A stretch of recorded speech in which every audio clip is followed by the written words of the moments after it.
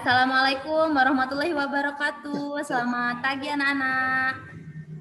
Waalaikumsalam warahmatullahi wabarakatuh. Oke, sebelumnya izinkan Ibu memperkenalkan diri Bu, ya. Nama Ibu adalah Mirni Lianti. Ibu adalah mahasiswa PPG dalam jabatan Angkatan 2 di LPTK Universitas Sriwijaya. Tempat tanggal lahir Ibu adalah Lubuk Linggau, 19 Mei 1991. Nomor UKG saya adalah 2015 03 96 97 89. Ini adalah identitas saya untuk mengikuti uji kinerja ya yang akan dilakukan pada hari ini. Oke anak-anak, sebelum kita mulai pembelajaran kita, Ibu mau tanya dulu apa kabar semuanya hari ini anak-anak? Sehat Bu, baik. Sehat Bu. Alhamdulillah semuanya sehat. Apakah sudah sarapan hari ini? Baru udah. Sudah Udah, membantu Bu. orang tua? Belum. Belum. Jadi ingat ya, untuk menjadi anak yang baik, untuk menjadi anak yang ramah, untuk menjadi anak yang patuh kepada orang tua. Walaupun di rumah ya, walaupun kita belajar di rumah, apalagi sekarang kita belajar harusnya kalian lebih banyak membantu orang tua. Itu beda mantu namanya. Wazir sudah ngantuk ya? Siapa? Oke, semuanya masih semangat belajar hari ini? Nambah semangat. Tetap semangat ya. Oke, tunjukkan senyum paling ceria kalian. Mana senyumnya? Oke, seperti biasanya selama masa pandemi ini, kalian jangan lupa selalu menggunakan masker di rumah, mencuci tangan setiap melakukan kegiatan, selalu menjaga jarak dan selalu menghindari kerumunan. Oke, pinter. Nah, anak-anak Ibu, sebelum kita mulai pembelajaran, ada baiknya jika kita berdoa terlebih dahulu. Coba yang akan memulai memimpin doa kita pada pagi hari ini ya. Silakan Kanza pimpin doanya, Nak. Kita membaca doa mulai.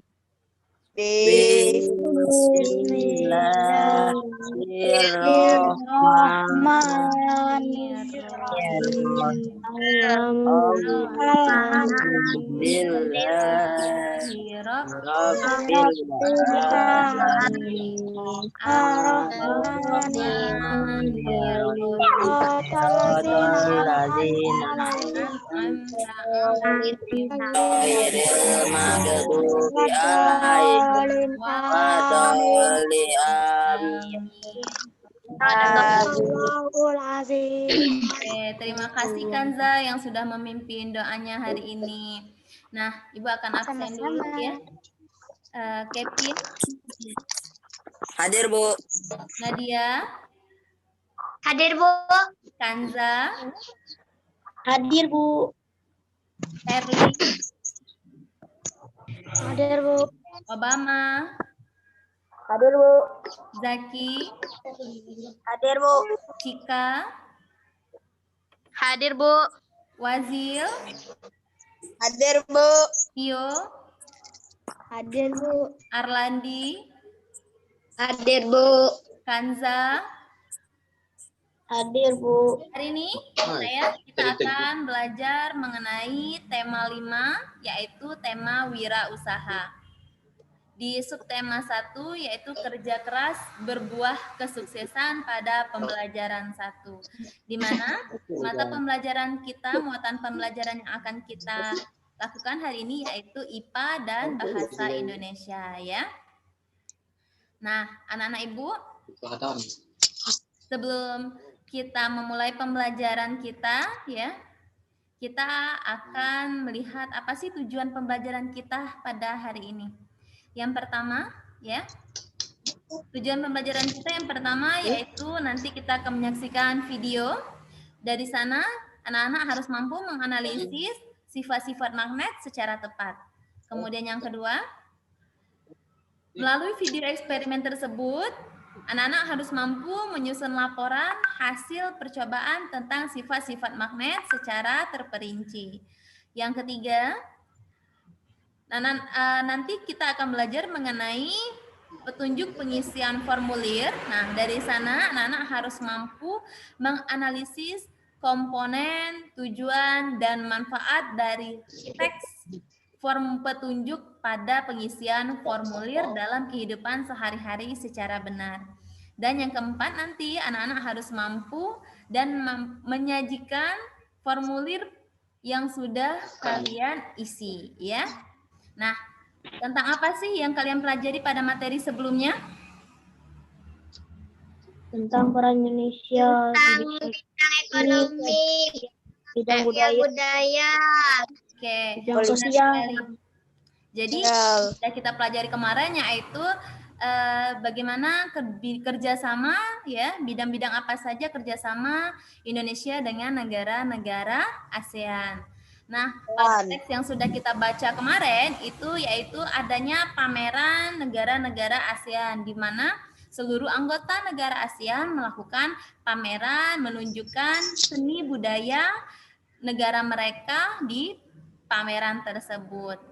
Nah, anak-anak, ya, terdapat beberapa usaha kecil, ya, dalam pameran tersebut yang menjual cindramata. Nah, salah satunya itu adalah cindramata yang berasal dari bahan magnet. Contohnya apa saja cindramata tersebut? Itu ada contohnya, ada cindramata yang bergambar burung cendrawasih yang menunjukkan ciri khas daerah Papua. Ada cindramata yang bergambar rumah gada menyajikan yaitu ciri khas Sumatera Barat.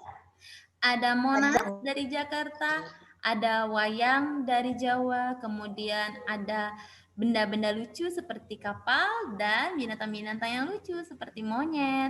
Nah, anak-anak Ibu, semua benda-benda itu terbuat dari magnet, ya. Nah, sebelum kita masuk, jika ini terbuat dari magnet, apa yang kalian ketahui tentang magnet? Apa itu magnet, Nak? Kalian pernah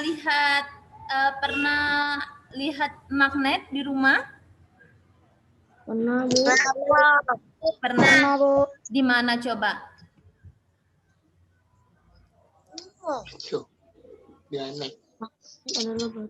Ya, seperti tempelan-tempelan yang kita dapat yang ada di kulkas itu adalah magnet, ya. Nah, jadi apa sih, Nak, magnet itu, Nak? Magnet adalah satuan atau logam yang dapat menarik logam tertentu. Oke, jadi kata Kanza tadi bahwa yang dapat menarik logam-logam tertentu, ya Kanza, ya. Jadi, Nak, magnet adalah suatu benda yang mampu menarik benda lain di sekitarnya yang memiliki sifat-sifat khusus. Nah, apakah semua benda bisa ditarik oleh magnet? Tidak, benar.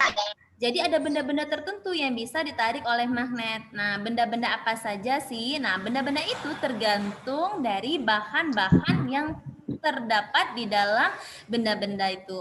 Nah, bahan-bahan yang termasuk dalam benda-benda magnet itu ada dua, yaitu yang pertama bahan magnetik. Apa itu bahan magnetik? Bahan magnetik adalah benda yang dapat ditarik oleh magnet. Artinya benda tersebut, ya, terdapat di dalamnya bahan yang dapat ditarik oleh magnet. Contohnya besi, baja, nikel, dan lain-lain. Kemudian yang kedua itu ada yang disebut dengan bahan non-magnetik. Nah, apa sih bahan non-magnetik ini? Bahan non-magnetik ini adalah benda yang tidak dapat ditarik oleh magnet. Nah, bahan non-magnetik ini dibagi juga menjadi dua. Ada yang disebut dengan paramagnetik, ada yang disebut dengan diamagnetik. Nah, apa sih perbedaan dari keduanya ini? Bahan paramagnetik ini adalah benda-benda yang bisa ditarik oleh magnet tapi hanya sedikit. ya, tidak bisa bertahan lama. Beda dengan bahan magnetik. Kalau bahan magnetik itu benar-benar menempel. Tapi kalau bahan paramagnetik itu hanya dikit sekali kekuatan menempelnya. Sedangkan bahan diamagnetik ya nak ya, itu adalah benda yang benar-benar tidak dapat ditarik oleh magnet. Contoh nih, ya. Oh ya, contohnya nanti kita akan pelajari di video yang akan Ibu sajikan nanti. Nah, berdasarkan pengertiannya tadi bahwa magnet adalah suatu benda yang mampu menarik benda lain di sekitarnya yang memiliki sifat-sifat khusus. Jadi, magnet ini mempunyai sifat-sifat khusus sama seperti kita manusia ya. Zaki sifatnya beda dengan Arlandi, berbeda juga dengan Kanza pastinya ya, dan berbeda juga dengan teman-teman yang lain. Begitu juga dengan magnet. Jadi magnet ini mempunyai sifat-sifat tertentu. Nah, sifat-sifat inilah nak yang akan kita pelajari pada pembelajaran kali ini. Oke. Nah, untuk lebih jelasnya mengenai sifat-sifat ini nanti ya, kalian akan menonton video pembelajaran yang akan Ibu sajikan ini. Seharusnya video ini, seharusnya eksperimen ini ya nak ya, yang ada dalam video ini kalian lakukan sendiri di rumah. Namun setelah Ibu tanya kemarin bahwa kalian banyak yang tidak punya magnet, maka Ibu berinisiatif untuk menyajikan video pembelajaran ini. Nah, anak-anak Ibu, silakan kalian lihat LKPD yang sudah Ibu kirim di grup WhatsApp kita. Kalian lihat videonya, kalian tonton videonya ini sambil mengerjakan LKPD yang ada, yang sudah Ibu kirim ya. Oke, selamat menyaksikan ya nak videonya. Dianalisis benar-benar apa saja sifat-sifat magnet yang bisa kalian dapat di video ini ya.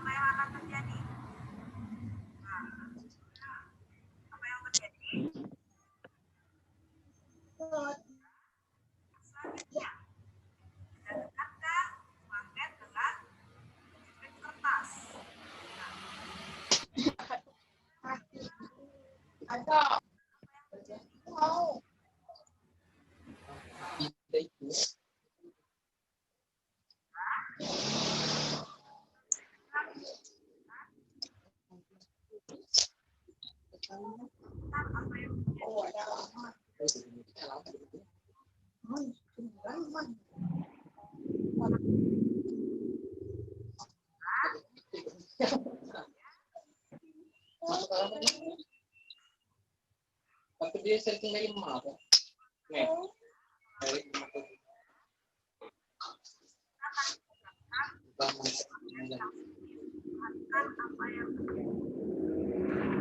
Nah, dalam video tadi ya nak ya, apakah semua bahan-bahan benda-benda yang disiapkan bisa ditarik oleh magnet? Tidak semuanya. Tidak semuanya ya. Bahan-bahan apa saja tadi yang ada di pembelajaran yang di dalam video eksperimen tadi, Nak? Yang belajar. penjepit kertas, dan penjepit kertas. Oke, benar sekali. Jadi ada peniti, ada penjepit kertas, ada pensil, pulpen, dan kertas, ya. Nah, anak-anak Ibu, kita jawab sudah selesai ya LKPD-nya ya. Kita jawab sama-sama.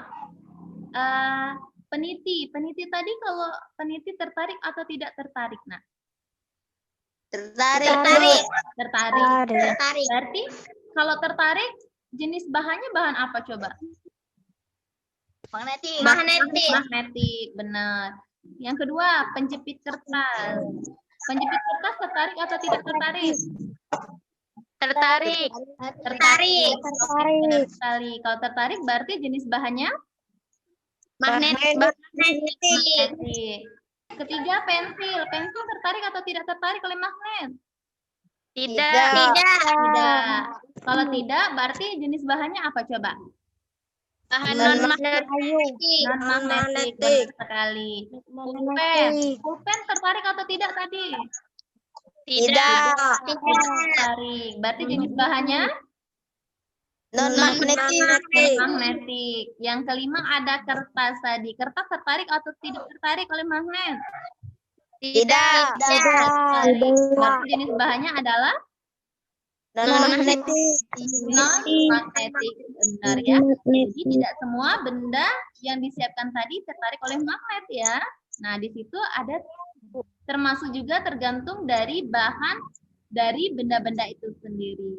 Nah, anak-anak Ibu, kita akan menjawab pertanyaan. Pertanyaan yang pertama, benda-benda apa saja yang dapat ditarik oleh magnet? Coba Cika. Peniti. Penjepit kertas. Oke, jadi ada peniti dan penjepit kertas, ya, benar. Yang kedua, jenis bahan apa sih yang dapat ditarik oleh magnet? Magnetik. Bahan magnetik, benar sekali ya Wazira. Jadi bahan yang dapat ditarik oleh magnet ya, itu adalah bahan magnetik. Yang ketiga, benda-benda apa saja yang dapat ditarik oleh magnet tadi? Coba Zaki. Penjepit kertas. Pensil, pulpen, kertas. Oke, benar ya. Jadi ada pulpen, pensil, dan kertas. Hebat sekali Zaki, pintar. Pertanyaan berikutnya, jenis bahan apakah dari benda yang tidak dapat ditarik oleh magnet? Coba Perli, disebut bahan apa Perli kalau benda-benda yang tidak dapat ditarik oleh magnet?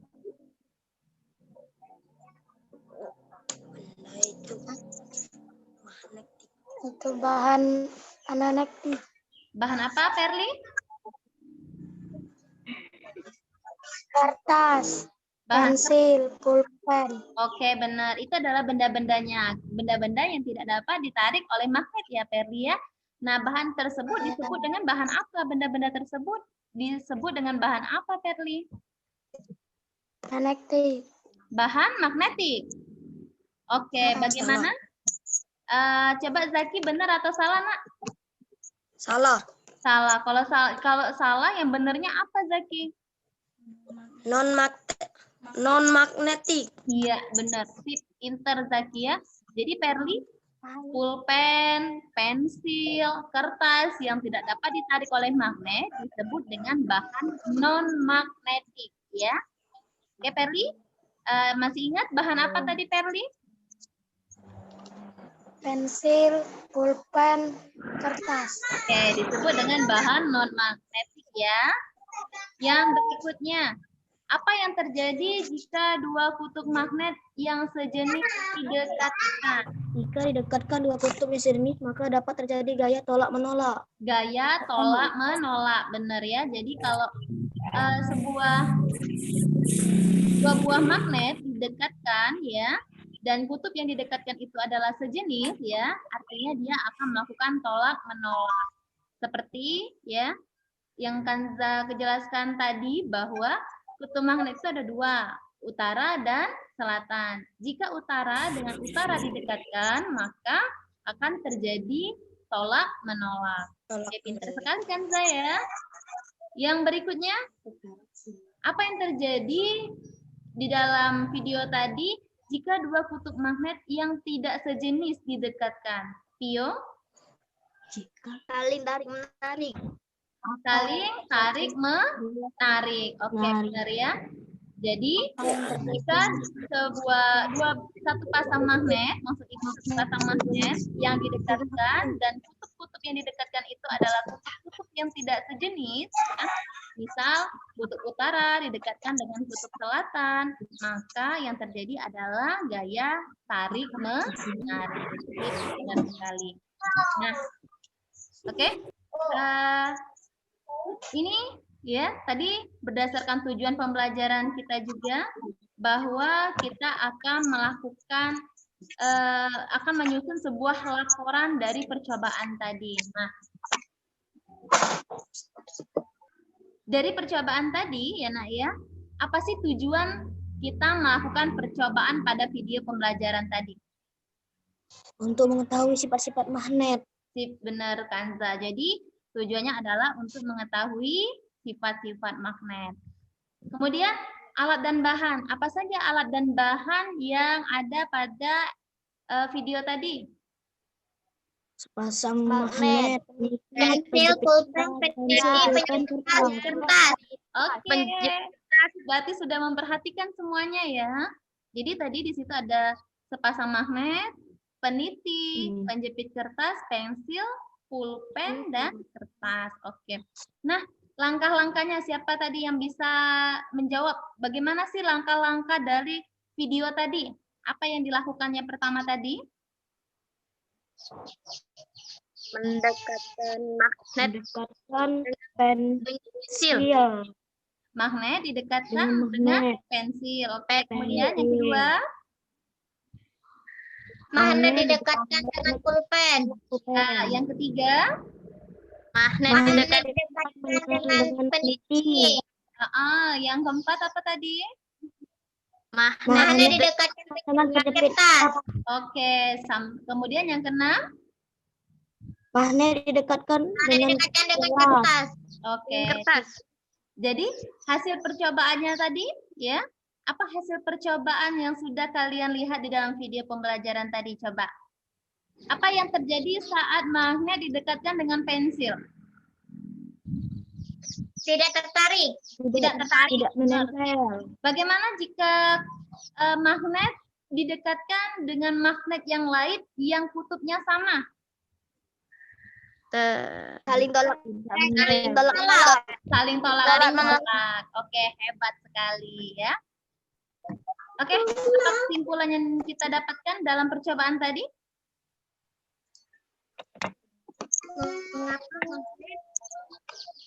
Magnet dapat menempel dengan magnet lain yang berlainan kutub. Magnet dapat menarik benda-benda logam. Magnet dapat menembus medium yang tipis. Oke, hebat sekali Kanza ya, benar sekali ya. Jadi berdasarkan kesimpulannya itu adalah magnet dapat menarik benda-benda logam yang berbahan magnetik ya. Kemudian magnet juga dapat menempel dengan magnet yang lain ya tadi ya, tapi harus dengan kutub-kutub yang berlainan. Oke, benar sekali. Terima kasih Kanza atas kesimpulannya. Nah, anak-anak, apa sih jadi yang bisa kita simpulkan? Apa yang bisa kita analisis dari hasil video tadi? Apa saja sifat-sifat magnet yang kalian dapatkan dari video tadi?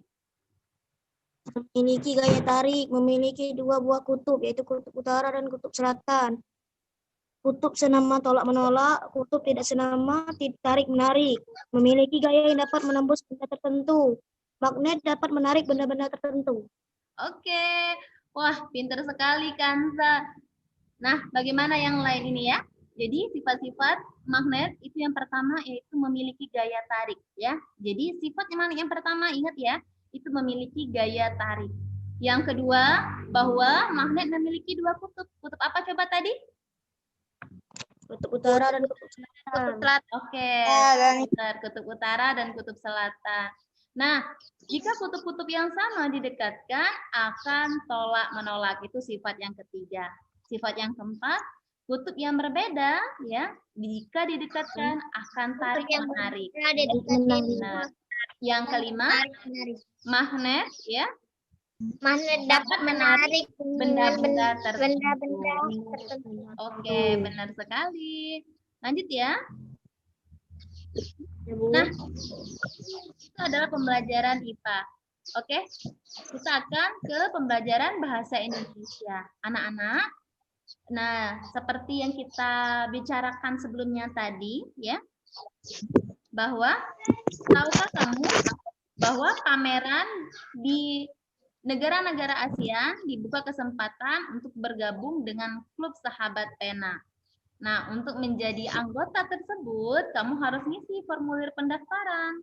Nah, tadi ya, di pembelajaran sebelumnya, kita sudah melihat bahwa banyak sekali negara-negara yang tergabung di dalam pameran. Nah, negara-negara tersebut ya mempunyai klub, namanya klub sahabat pena antar negara. Apakah kalian mau menjadi anggota dari klub tersebut?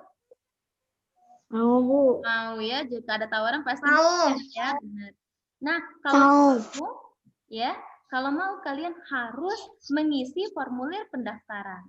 Nah, sebelum mengisi formulir pendaftaran ya, Nak ya, kalian harus melihat petunjuk dari pengisian formulir. Di sini ya, Ibu jelaskan apa saja sih petunjuk pengisian formulir. Yang pertama, formulir yang kalian dapatkan itu harus kalian isi dengan menggunakan nama lengkap. Ingat, menggunakan nama lengkap, bukan nama samarannya, Nak ya. Misal, kalau di rumah kalian dipanggil bocel atau bocil misalnya ya, di rumah, atau dipanggil Dede, sedangkan nama kalian adalah Cika misalnya, Cika Derin Oktariani, tapi di rumah dipanggil Dede. Panggilan Dede tidak boleh dicantumkan di dalam formulir, tapi kalian harus menggunakan nama lengkap kalian ya, yang pertama. Yang kedua, kalian harus mengisi formulir menggunakan huruf besar semuanya. Tidak boleh menggunakan huruf kecil. Kenapa? Agar memudahkan orang membaca formulir yang kalian isi.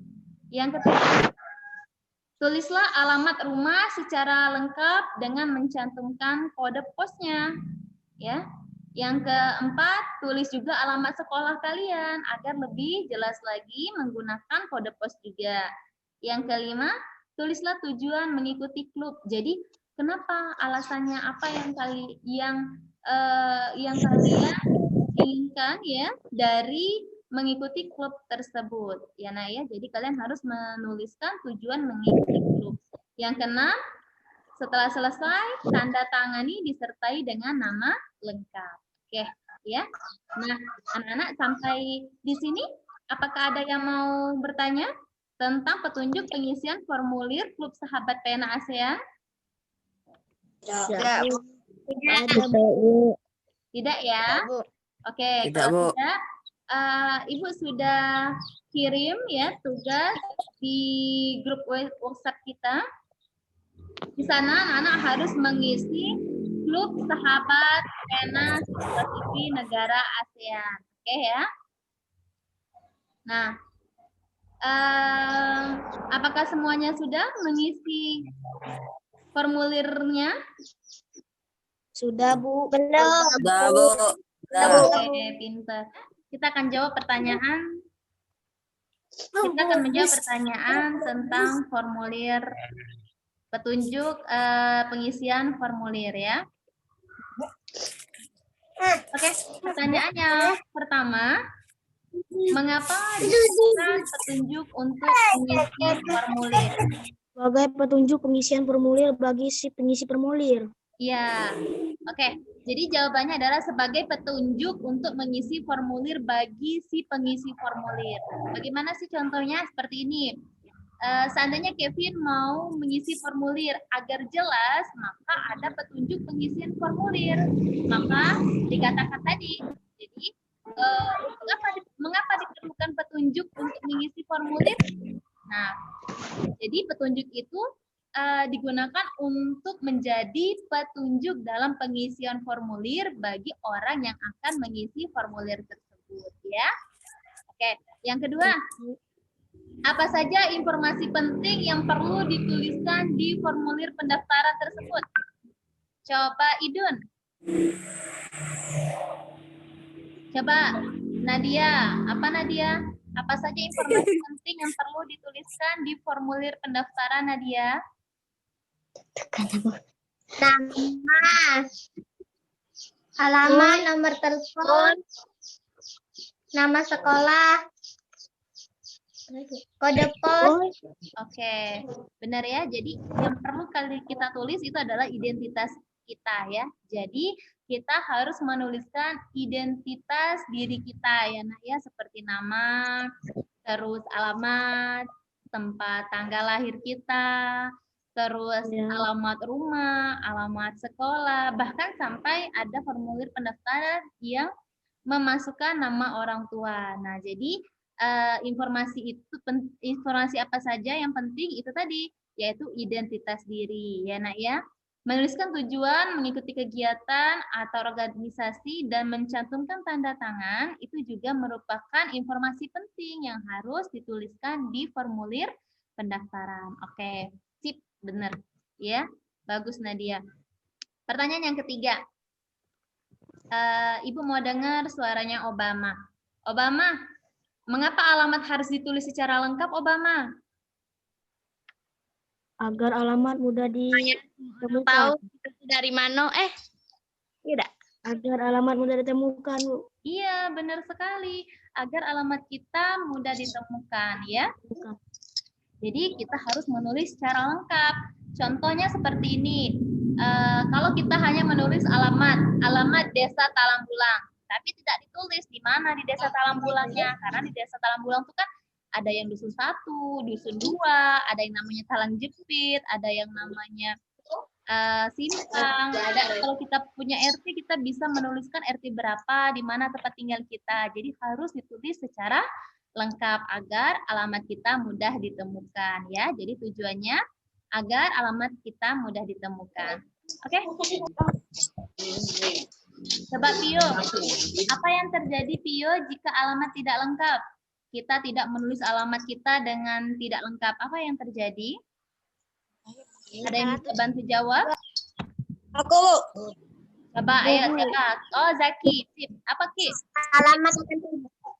Ketika alamat kita tidak lengkap, maka akan menyebabkan orang yang mencari alamat kita akan nyasar. Wow, pinter. Sip. Ibu suka yang seperti ini, mau tunjuk tangan. Hebat, Zaki ya. Benar sekali. Jadi, jika kita tidak menulis alamat kita tidak lengkap, maka orang akan akan kesusahan mencari alamat kita ya Nak ya, dan alamat tersebut bisa nyasar ya. Jadi kalau seseorang mau mencari alamat kita tidak menulis alamatnya dengan lengkap hingga bisa membuat orang yang mencari alamat kita itu nyasar ya Nak ya. Hebat Zaki. Hebat sekali. Oke, itulah petunjuk dari petunjuk pengisian formulir yang sudah kita pelajari. Oke, pertanyaan terakhir. Penting atau tidak sih, Nak, adanya teks petunjuk dalam pengisian formulir? Penting, Bu. Penting, Bu. Untuk memudahkan petugas menemukan wilayah dari alamat yang kita tuju. Oke. Dan memberi mudah untuk karena kode pos dapat menjadi rujukan bagi seseorang untuk menemukan suatu alamat. Oke, benar sekali. Jadi penting sekali adanya teks petunjuk ya Nak ya. Seperti kata teman-teman kalian tadi. Kenapa harus ada teks petunjuk dalam mengisi formulir pendaftaran? Agar mempermudah orang mengisi formulir pendaftaran. Ya Nak ya. Nah, anak-anak Ibu, pembelajaran kita sampai di sini. Ibu sudah siapkan evaluasi ya Nak ya. Ada 10 soal pilihan ganda yang Ibu kirim melalui grup WhatsApp kita, ya nak. Silakan kalian kerjakan evaluasinya nanti hasilnya kalian kirim ke chat pribadi Ibu ya. Jangan ke grup WA agar teman-temannya tidak bisa melihat apa isi jawaban kalian. Oke anak-anak, sebelum kita mengakhiri ya pembelajaran kita hari ini, kita simpulkan dulu. Kita sudah belajar apa hari ini, Nak? Coba. Sifat-sifat magnet, bahan magnet, petunjuk pengisian formulir. Oke, sip, benar sekali ya. Jadi kita tadi pada hari ini kita sudah belajar sifat-sifat magnet ya. Kemudian sifat magnet itu ada bahwa magnet bisa menarik benda-benda tertentu, kemudian magnet mempunyai 2 kutub utara dan kutub selatan. Magnet, kutub-kutub yang senama jika kita dekatkan akan saling tolak-menolak, kemudian jika kutub yang berlainan kita dekatkan akan saling menarik. Nah, kemudian tadi kita sudah belajar bahan magnet. Ada berapa tadi bahan magnetnya, Nak? Ada 2. Sip. Bahan apa saja coba? Bahan Magnetik dan magnetik dan non-magnetik. Oke, benar. Jadi ada bahan magnetik, ada bahan non-magnetik. Iya. Dan kita juga tadi sudah belajar mengenai petunjuk pengisian formulir. Nah, anak-anak, ya, sampai di sini pembelajaran kita. Terima kasih sudah mengikuti pembelajaran hari ini, ya, Nak ya. Nah, berikutnya kita akan belajar mengenai cara membuat magnet. Jika tadi kita sudah belajar mengenai sifat-sifat magnet, maka kita nanti di pelajaran berikutnya kita akan belajar mengenai cara pembuatan magnet. Ternyata magnet bisa dibuat ya, Nak ya. Nah, bagaimana cara membuatnya? Nanti kita akan belajar di pertemuan selanjutnya. Oke, anak-anak, sampai di sini pembelajaran kita. Jika ada kata-kata Ibu yang salah, jika kata-kata Ibu yang kurang jelas, Ibu mohon maaf ya. Mohon ampun. Untuk mengakhiri pembelajaran kita hari ini, mari kita akhiri pembelajaran kita dengan berdoa bersama. Berdoa dimulai. Oke,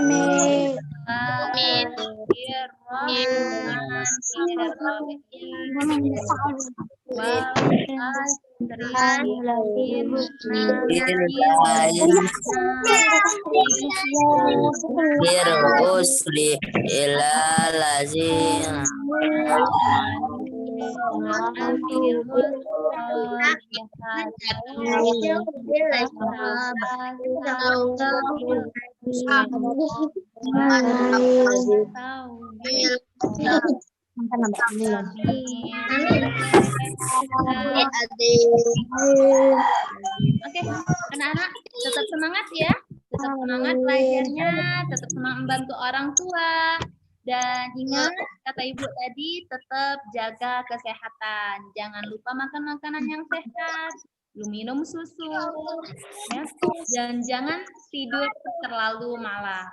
Oke, anak-anak Ibu semuanya. Silakan tunjukkan senyum ceria kalian berikutnya. Wow, sip. Oke, akhir pembelajaran kita, anak-anak. Assalamualaikum warahmatullahi wabarakatuh. Assalamualaikum warahmatullahi wabarakatuh.